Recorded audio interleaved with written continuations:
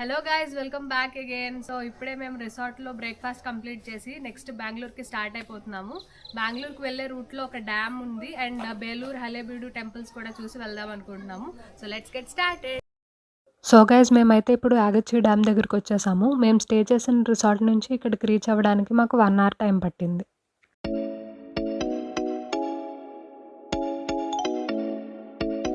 ఈ రివర్ చిక్కమగళూరులో బాబా బుడంగరి హిల్స్ దగ్గర రైజ్ అయ్యి బేలూరు ద్వారా ప్రవహిస్తూ గోరూరులోని హేమావతి రివర్లో కలుస్తుందట. ఈ డ్యామ్ని 2001లో కన్స్ట్రక్ట్ చేశారు. రిజర్వాయర్ వచ్చేసి మీన్ సీ లెవెల్కి 965 మీటర్స్ ఎలివేషన్లో ఉంటుందట. అండ్ ఈ డ్యామ్ లెంత్ వచ్చేసి 1280 మీటర్స్ ఉంటుంది.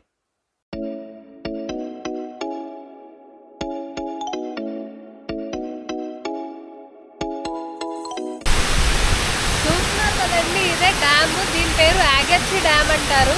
ఈ చుట్టూ సరౌండింగ్స్ కూడా గ్రీనరీతో అయితే చాలా బాగుంది. మీరు తప్పకుండా విజిట్ చేయాల్సిన ప్లేసెస్లో ఇది కూడా ఒకటి. అండ్ ఇక్కడ నుంచి ఒక 2 కిలోమీటర్స్ డిస్టెన్స్లో వాటర్ స్పోర్ట్స్ కూడా ఉంది. నెక్స్ట్ మేము అక్కడికి వెళ్ళబోతున్నాం.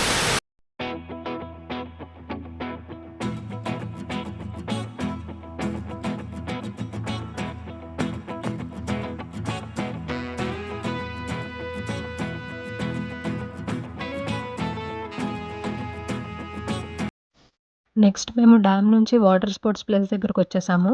ఇక్కడైతే speed boat, banana ride, kayaking, bumper ride, theme park అని చెప్పి ఇలా different type of water sport activities ఉన్నాయి. ఇక్కడ స్పీడ్ బోట్కి పర్ పర్సన్ 250 రూపీస్ ఛార్జ్ చేస్తున్నారు. బంపర్ రైడ్ అయితే పర్ పర్సన్ 350 రూపీస్, బనానా రైడ్కి 250 రూపీస్ అండ్ కయాకింగ్కి 150 రూపీస్. ఇలా సింగిల్గా కాకుండా కాంబో రైడ్ ప్యాకేజెస్ కూడా ఉంటాయి. మనం సెలెక్ట్ చేసుకున్న ప్యాకేజ్ని బట్టి కాస్ట్ అయితే డిపెండ్ అవుతుంది. వీటితో పాటు జెట్ స్కీ అని ఒక రైడ్ ఉంది. దానికైతే పర్ పర్సన్ 400 రూపీస్. మేము స్పీడ్ బోట్ రైడ్ సెలెక్ట్ చేసుకున్నాము. ఈ రైడ్ వచ్చేసి 4 to 5 కిలోమీటర్స్ రౌండ్ వేస్తాడనమాట. మధ్య మధ్యలో బోట్ని స్వింగ్ లాగా తిప్పుతూ ఉంటాడు. మాకు ఎక్కువ టైం లేదు కాబట్టి మేము ఒకటే ట్రై చేసాము. సరదాగా ఈ రైడ్స్ అన్ని ట్రై చేయాలనుకునే వాళ్ళకైతే ఇక్కడికి వచ్చి మంచిగా ఎంజాయ్ చేయొచ్చు. వాటర్ స్పోర్ట్స్ దగ్గర నుంచి జస్ట్ ఇప్పుడే మేము బేలూరు టెంపుల్కి వచ్చాం గైస్.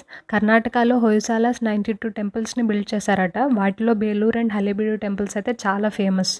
ఈ టెంపుల్ కర్ణాటకలోని హాసన్ డిస్ట్రిక్ట్లో ఉంటుంది. విష్ణువర్ధన, నరసింహ బల్లాల, వీరబల్లాల ఈ ముగ్గురు కింగ్స్ యొక్క పాలనలో ఈ టెంపుల్ని బిల్డ్ చేశారు. బేలూరు టెంపుల్ 1117లో కన్స్ట్రక్షన్ స్టార్ట్ చేశారట. కానీ కంప్లీట్ అవ్వడానికి మాత్రం 103 ఇయర్స్ టైం పట్టింది.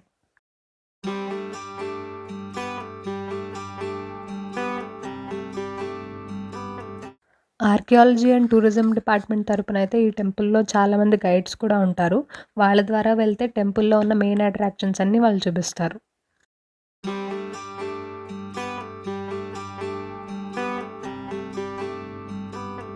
ఇప్పుడు మీరు చూస్తున్నది కప్పే చెన్నిగరాయ టెంపుల్. మెయిన్ టెంపుల్కి సౌత్ సైడ్లో ఉంటుంది.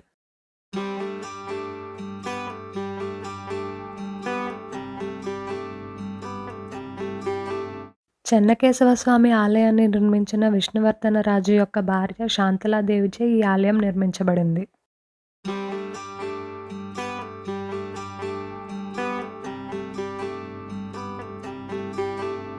ఆర్కిటెక్చర్ వైజ్ మెయిన్ టెంపుల్కి కొంచెం సిమిలర్గా ఉన్నా కూడా ఈ టెంపుల్ సైజ్ అండ్ డెకరేషన్ రెండు డిఫరెంట్గా ఉంటాయి. ఇక్కడ ఉండే ఇంకొక మెయిన్ డిఫరెన్స్ ఏంటంటే ఈ టెంపుల్లో 2 గర్భాలయాలు ఉంటాయి. కానీ చెన్నకేశవ స్వామి దేవాలయంలో మాత్రం ఒకటే గర్భగుడి ఉంటుంది.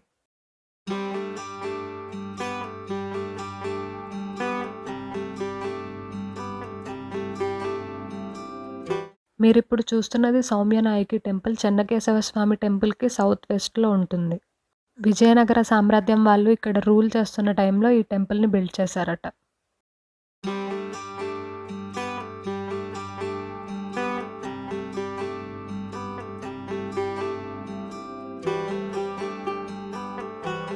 ఇది వీరనారాయణ స్వామి టెంపుల్ గైస్. మెయిన్ టెంపుల్కి వెస్ట్ సైడ్లో ఉంటుంది. ఇక్కడ ఆర్కిటెక్చర్ చూస్తే ఈ వాల్ 3 సెక్షన్స్లో డివైడ్ అయి ఉంటుంది. ఫస్ట్లో మీరు మౌల్డింగ్స్ చూడొచ్చు. తర్వాత సెక్షన్లో మొత్తం దేవతలు, పరిచారకులు, శివపార్వతులు, విష్ణు అవతారాలు ఇలా ఎన్నో బ్యూటిఫుల్ స్కల్ప్చర్స్ చూడొచ్చు.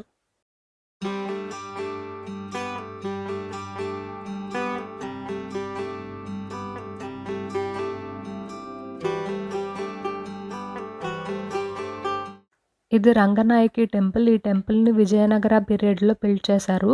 హొయసాలాస్ కన్‌స్ట్రక్ట్ చేసిన టెంపుల్స్ యొక్క రూమ్స్ నుంచి ఈ టెంపుల్‌ని కన్‌స్ట్రక్ట్ చేశారట.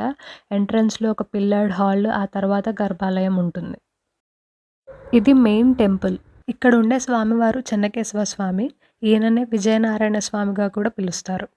ఎంట్రన్స్ దగ్గర 2 వైపులా కూడా హొయసాలస్ వాళ్ళ ఎంబ్లెమ్ ఉంటుంది. ఆ ఎంబ్లెమ్ మనం చూస్తే గనక అందులో ఒక కుర్రవాడు టైగర్‌తో ఫైట్ చేస్తున్నట్టుగా ఉంటుంది. ఇనీషియల్‌గా ఈ హొయసాలస్ వాళ్ళ క్యాపిటల్ బేలూరే ఉండేదట. కానీ తర్వాత హలేబీడుకి చేంజ్ అయింది. అలానే ఎంట్రన్స్ పైవైపు చూస్తే గరుత్మంతుడు, ఆ పైన నరసింహస్వామి, ఆయన చుట్టూ విష్ణువు యొక్క అన్ని అవతారాలు చూడొచ్చు. చిన్న చిన్నగా చెక్కుంటాయి. ఈ అవతారాలన్నీ కూడా ఎంతో అద్భుతంగా ఉంటుంది చూడ్డానికి.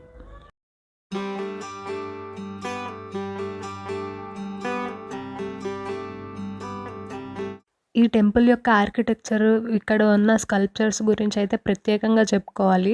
రామాయణం, మహాభారతం ఇలా ఎన్నో పురాణాలకు సంబంధించి ఎన్నో స్కల్ప్చర్స్ మనం ఇక్కడ చూడొచ్చు. ఈ టెంపుల్‌ని కంప్లీట్‌గా సోప్ స్టోన్ యూజ్ చేసి కన్‌స్ట్రక్ట్ చేశారట. ఆర్కియాలజీ డిపార్ట్‌మెంట్ వాళ్ళ ప్రకారం అయితే ఇక్కడ మోర్ దాన్ 10,000 స్టాట్యూస్ ఉన్నాయని చెప్తారు. Once in 10 years different climatic conditions నుంచి ప్రొటెక్ట్ చేయడానికి ఈ టెంపుల్‌కి ఒక కెమికల్ ట్రీట్మెంట్ కూడా చేస్తారట. ఈ బేలూరు టెంపుల్‌లో శిలాబాలికాస్ మెయిన్ అట్రాక్షన్ అనమాట. టోటల్‌గా 42 శిలాబాలికాస్ చూడొచ్చు ఇక్కడ మనం. ఇలాంటి చిన్న చిన్న శిల్పాలు ఇక్కడ చాలా చూడొచ్చు మనము. అలాంటివి ఇక్కడ మొత్తం 620 ఉన్నాయట. అండ్ వాటిలో కూడా ప్రతీదీ డిఫరెంట్ టైప్ ఆఫ్ హెయిర్ స్టైల్స్‌తో ఉండుంటాయి.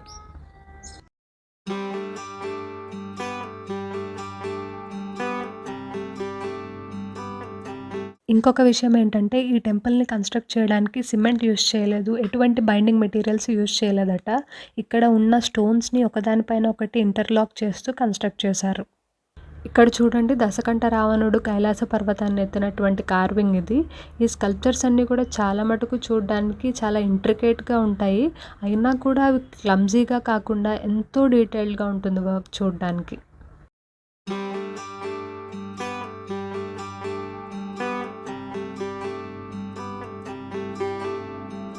చూడండి, ఇక్కడ నరసింహస్వామి హిరణ్యకశిపుడి పొట్ట చీల్చినటువంటి దృశ్యం. ఆ పక్కనే వరాహ అవతారం, ఆ తర్వాత బ్రహ్మను కూడా చూడొచ్చు.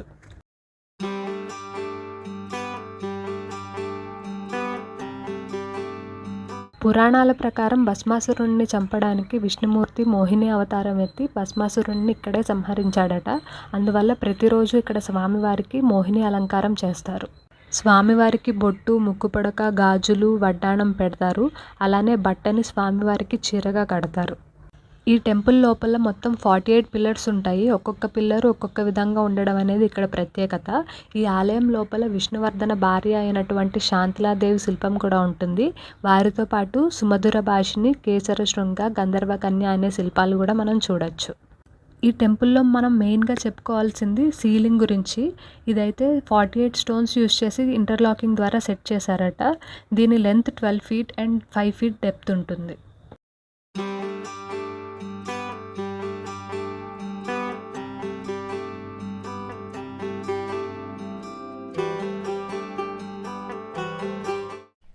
బేలూరు టెంపుల్ విజిట్ చేసి ఇంకా అక్కడి నుంచి మేము ఇప్పుడే జస్ట్ వీరనారాయణ స్వామి టెంపుల్ అని ఉంటే అక్కడికి వచ్చాం గైస్.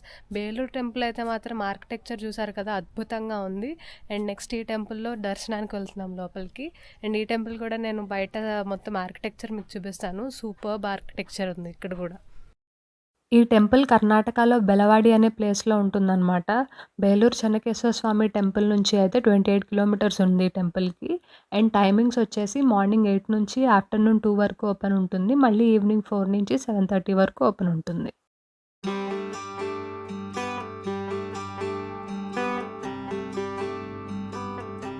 12థ్ సెంచరీలో హొయసాలస్ టైంలోనే కన్‌స్ట్రక్ట్ చేశారట ఈ టెంపుల్‌ని. అండ్ ఈ కన్‌స్ట్రక్షన్‌కి కూడా సోప్ స్టోన్‌నే యూజ్ చేశారు. బేలూరు అండ్ హలేబీడు టెంపుల్స్ కంటే ముందుగా ఈ టెంపుల్‌ని కన్‌స్ట్రక్ట్ చేశారట. 1760 నుంచి ఈ టెంపుల్ అయితే శృంగేరి మఠం ఆధ్వర్యంలో ఉందట.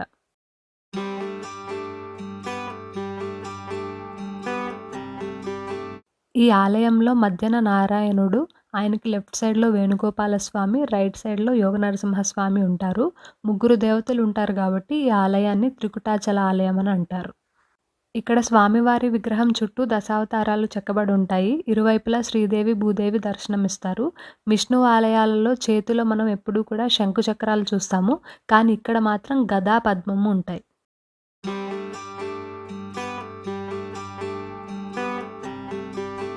నారాయణుడు ఈ ప్రదేశంలోనే శకాసురుడు అనే రాక్షసుడిని సంహరించినట్టుగా చెప్తారు.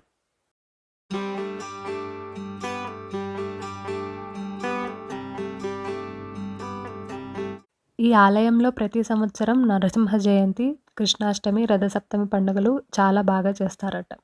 ఏన్షియంట్ టైమ్స్ నుంచి ఈ టెంపుల్‌ని ప్రొటెక్ట్ చేస్తూ వస్తున్నారట. బేలూరు, హలేబీడు టెంపుల్స్‌పై దాడి జరిగినట్టు ఇక్కడ మాత్రం దాడులైతే ఎప్పుడూ జరగలేదట. టెంపుల్‌లో టోటల్ 108 పిల్లర్స్, 7 ద్వారాలు ఉన్నాయట. పక్కా వాస్తు ప్రకారం ఈ టెంపుల్‌ని కన్‌స్ట్రక్ట్ చేసినట్లుగా చెప్తారు. ఎవ్రీ ఇయర్ మార్చ్ 23న సన్‌రైజ్ 270 అడుగుల దూరంలో ఉన్న ప్రవేశ ద్వారం నుండి నేరుగా గర్భగృహం పైన పడతాయట. వీరనారాయణ స్వామి టెంపుల్ నుంచి ఫ్యూ మీటర్స్ డిస్టెన్స్‌లోనే ఉద్భవ గణపతి అని ఒక టెంపుల్ ఉంటే వచ్చాము. ఈ టెంపుల్‌ని కూడా శృంగేరి మఠం వాళ్ళే మెయింటైన్ చేస్తున్నారు.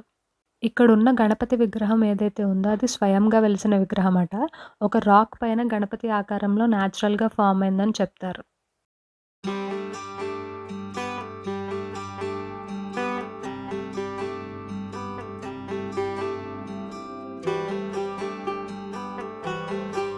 మేము వీరనారాయణ స్వామి టెంపుల్కి వెళ్ళి అక్కడి నుంచి గణపతి టెంపుల్కి వెళ్ళాం కదా. గణపతి టెంపుల్ అయితే క్లోజ్ చేసేసింది, కానీ సరౌండింగ్స్ అయితే మాత్రం చాలా బాగుంది గైస్. మీరైతే ఆ టెంపుల్ ఇక్కడికి వస్తే మిస్ అవ్వద్దు.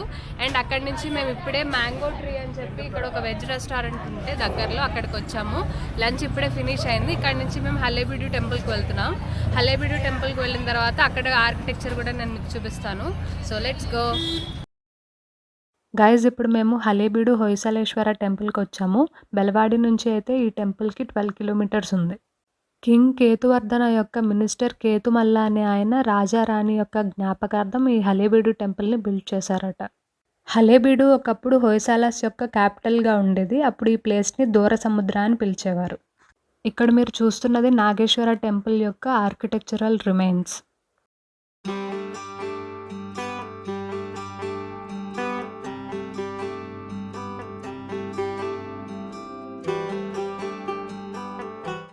హొయసలేశ్వర టెంపుల్ కాంప్లెక్స్‌లో ఆర్కియోలాజికల్ సర్వే ఆఫ్ ఇండియా వాళ్ళు మెయింటైన్ చేస్తున్న మ్యూజియం కూడా ఒకటుంటుంది. ఇక్కడ 3 డైమెన్షనల్ ఎగ్జామినేషన్ చేయడానికి వేరియస్ సైట్స్ నుంచి కలెక్ట్ చేసిన రూన్స్ అన్నీ మీరు ఇక్కడ చూడొచ్చు.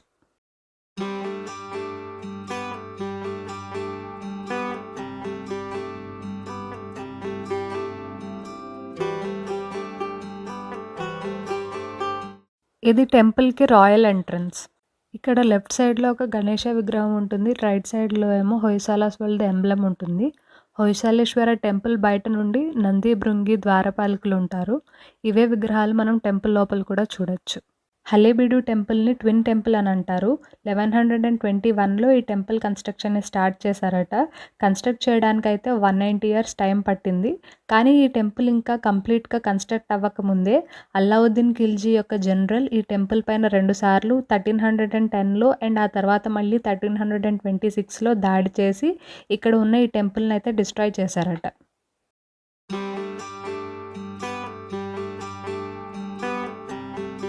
ఈ మెయిన్ ఎంట్రన్స్ పైన ఒక 9 ఫీట్ విడ్త్ అండ్ 3 ఫీట్ హైట్‌లో ఒక స్టోన్ ఉంటుంది. ఆ స్టోన్‌కి సెంటర్‌లో శివుడు, రెండు వైపులా కూడా మకరం ఉంటుంది. ఈ టెంపుల్‌లో మీరు ఎన్నో స్కల్ప్చర్స్ చూడొచ్చు. ఈ స్కల్ప్చర్స్ అన్నీ కూడా చెక్కడం అయితే ఫస్ట్ గణేశుడితోనే స్టార్ట్ చేశారట. ఆ పక్కనే సుబ్రహ్మణ్యేశ్వర స్వామిని చూడొచ్చు. దానికి నెక్స్ట్ సైడ్‌లో పైన బ్రహ్మ, విష్ణు, మహేశ్వరులు ఉన్నారు. వారి పక్కన ఉమామహేశ్వరుల స్కల్ప్చర్ కూడా ఉంది. ఇది చూడండి, ఇక్కడ అర్జునుడు చేప యొక్క కంటి పైన గురి పెడతాడు కదా! ఆ సన్నివేశాన్ని ఇలా చెక్కారు. ఇక్కడ శివుడు గజాసురుడిని చంపినటువంటి కార్వింగ్, ఆ పక్కనే శ్రీకృష్ణుడు గోవర్ధన పర్వతాన్ని ఎత్తినటువంటి కార్వింగ్ ఉన్నాయి చూడండి. ఈ టెంపుల్‌లో మనం ఎక్కడ చూసినా కూడా కిందన బాటమ్ నుంచి 11 లైన్స్ ఉంటాయి. వాటిలో ఫస్ట్‌ది ఎలిఫెంట్స్, సెకండ్ రోలో లయన్స్, థర్డ్‌ది ఫ్లవర్ క్లైంబర్స్, ఫోర్త్‌ది హార్సెస్ ఉంటాయి. ఈ 4 రోస్ కూడా ఈ టెంపుల్‌లో ఇంపార్టెంట్ పార్ట్ అనమాట. జనరల్‌గా ఎలిఫెంట్స్ ఎక్కువ బరువు మోయగలవు కదా! సో, అలా సింబాలిక్‌గా రిప్రజెంట్ చేస్తూ ఈ ఎలిఫెంట్స్‌ని కార్వ్ చేశారట. ఇక్కడ ఈ టెంపుల్‌లో మనం టోటల్‌గా 1248 ఎలిఫెంట్స్‌ని చూడొచ్చు ఇలాగా. కానీ ఏవి కూడా చూడ్డానికి ఒకేలా ఉండవు. అన్నీ కూడా ఒక లైన్‌లో కదులుతూ ఉన్నట్టుగా ఉంటాయి. ఎలిఫెంట్ స్ట్రెంగ్త్‌ని, లయన్ కరేజ్‌ని సింబలైజ్ చేస్తుంది. ఫ్లవర్స్ డెకరేషన్, హార్స్ అంటే క్విక్‌నెస్. సో, ఇలాంటి క్వాలిటీస్ అన్నీ కూడా ఒక రాజులో కలిగి ఉండాలన్నట్టుగా ఉంటాయి ఈ కార్వింగ్స్. ఈ కార్వింగ్స్‌లో మకర అని ఒక ఇమాజినరీ యానిమల్ ఒకటుంది. అది క్రియేట్ చేయడానికైతే 7 యానిమల్స్‌ని కంబైన్ చేసి కార్వింగ్ చేశారు. దీని బాడీ వచ్చేసి పిగ్ లాగా, లెగ్స్ ఏమో లయన్‌వి, crocodile mouth, elephant trunk, cow ears, peacock tail ఇలా ఇవన్నీ చూడొచ్చనమాట. ఈ యానిమల్ పైన హంసలుంటాయి. ఆ పైన రోలో మ్యూజిషియన్స్, డాన్సర్స్ ఉంటారు. ధర్మార్థ, కామ, మోక్షములని అంటారు గదా! సో, వాటన్నిటిని రిప్రజెంట్ చేస్తూ ఇలా రోస్ అయితే ఉంటాయన్నమాట ఇక్కడ. అండ్ ఈ టెంపుల్‌లో ఈ 11 రోస్ కూడా కామన్‌గా ఉంటాయి.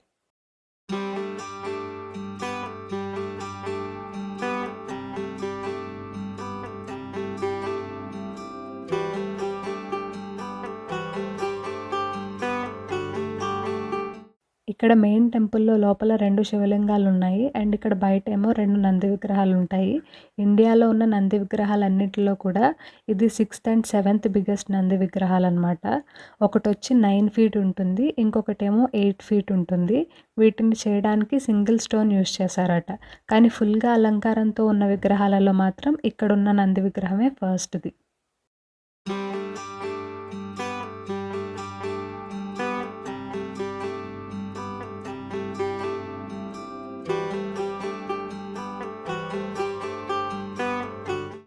హొయసాలస్ యొక్క దైవం నరసింహస్వామి అట. అందువల్ల ఇక్కడ కార్వింగ్స్ అన్నిటిలో కూడా నరసింహస్వామి అవతారంతో ఉన్న కార్వింగ్ 14 టైమ్స్ రిపీట్ అవుతుంది.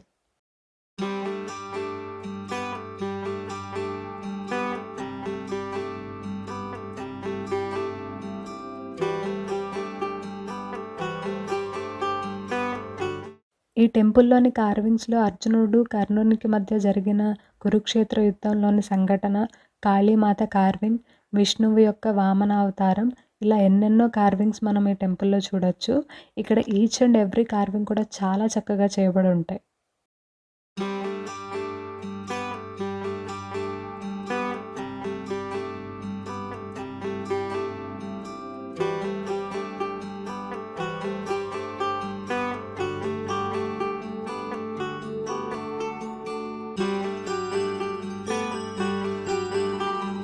ఈ ఆలయం స్టార్ షేప్‌లో ఉన్న ఒక ఎత్తైన ప్లాట్‌ఫామ్ పైనుంటుంది. హొయసాలస్ బిల్డ్ చేసిన టెంపుల్స్‌లో మనం north Indian Nagara style and south Indian Dravidian style ఆర్కిటెక్చర్‌ని చూడొచ్చు. Belur Chennakeshava temple, Halebidu Hoysaleshwara temple and సోమనాథపురాలో ఉన్న కేశవ టెంపుల్ ఈ 3 ఆలయాలు కూడా యునెస్కో వరల్డ్ హెరిటేజ్ సైట్స్‌గా గుర్తింపు పొందాయి.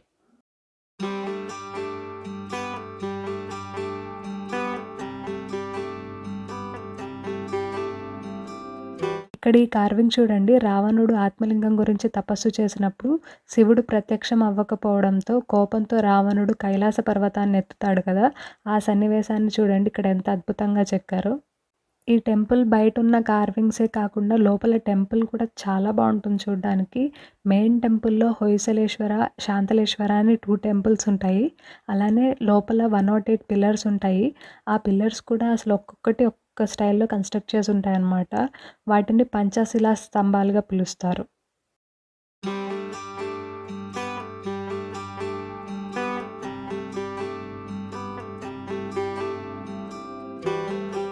సో గైస్ ఫైనల్గా హలేబీడు టెంపుల్ చూసి మేము బెంగళూరుకి ఇంకా రిటర్న్ వెళ్ళిపోతున్నాము. ఈ 3 డేస్ బ్లాగ్ అయితే మీకు నచ్చిందని అనుకుంటున్నాను. చెప్పు ఫైనల్గా సబ్స్క్రైబ్ చేసుకోమని చెప్పు. సబ్స్క్రైబ్ ప్రియం vlogs and bell icon click చేయడం మర్చిపోవద్దు గైస్. బాయ్. బాయ్.